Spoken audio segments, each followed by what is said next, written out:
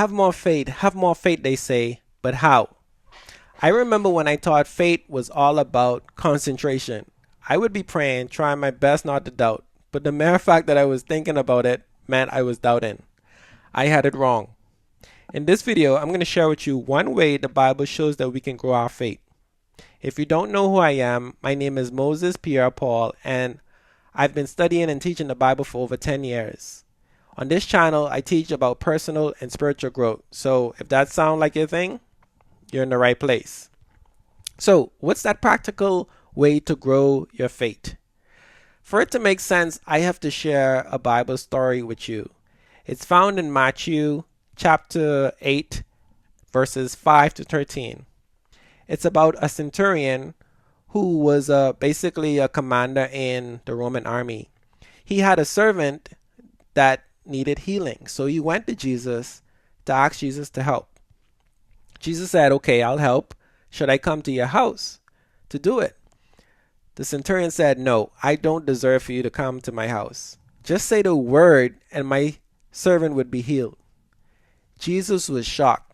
He said he never saw such great faith. So the question is, how did the centurion have this great faith? We actually see it in the statement he made after he asked Jesus to just say the word.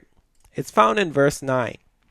He said, "For I myself am a man under authority, with soldiers under me. I tell this one go, and he goes, and that one come, and he comes. I say to my servant, do this, and he does it." His understanding of how authority works is what gave him the confidence to ask Jesus to just say the word. And that's essentially what faith is. Hebrews 11:1 defines faith as the confidence in what we hope for and assurance of what we do not see. Faith is confidence. If you do a Google search for faith synonym, you would actually see that confidence is another word for it. It's that type of confidence you have when you immediately answer someone's question because you know the subject. So for instance, maybe you're a mechanic and someone asks you a car question, and like that, without even thinking about it, you share the answer. Or maybe you're a doctor answering a health question, or a teacher answering a student's question on the subject that you specialize in. One time I was dealing with my son's therapist. So he was diagnosed with autism, and the therapist was telling us how to handle some of his behavioral issues. And in my mind, in my wife's mind, like, it didn't make sense, the approach they said to take. But I had to quickly recognize that this person is an expert in this area. And in the same way I'm an expert in my area, which is software, and people come and they ask questions and I could tell them like that, I had to trust that, hey, it's the same thing for that lady, and to trust her advice. So the real question is how to grow your confidence. The answer? It's through understanding. The greater our understanding, the greater our confidence. And as we said earlier, faith is confidence. So here are 3 ways that you can grow your understanding. The first way is to make connections. This is what the centurion did. He made a connection between how authority worked in the army and authority in the kingdom of heaven. We see a similar thing in the story of David and Goliath. He made a connection between saving the sheep from lions and bears and saving the Israelites from Goliath.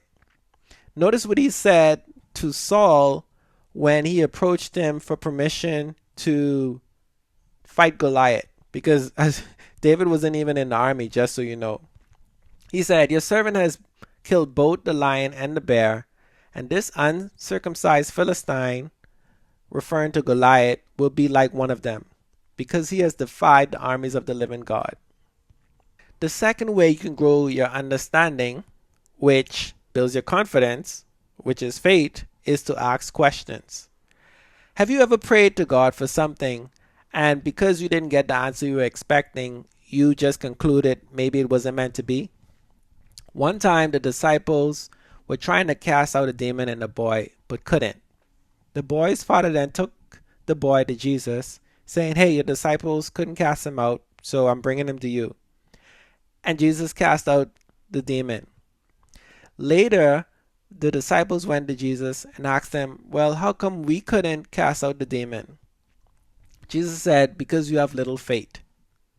In some passages of scripture, it actually went on to say, some only come out by prayer and fasting. Does that show a connection between our level of understanding and faith? I think so.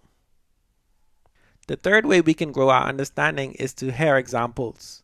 There was a time in my life where I listened to a podcast called How I Built This, in which entrepreneurs shared their story of how they started successful businesses.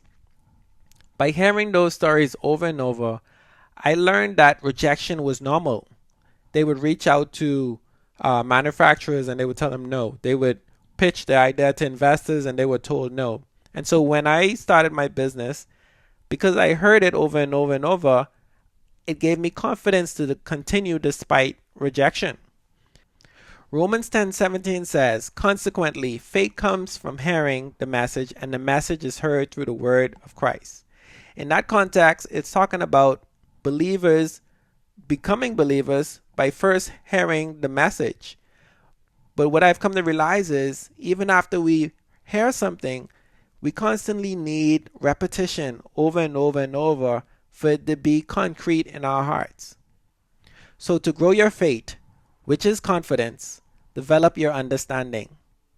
If you found this video helpful and want to see more like it, be sure to subscribe to this channel. God bless.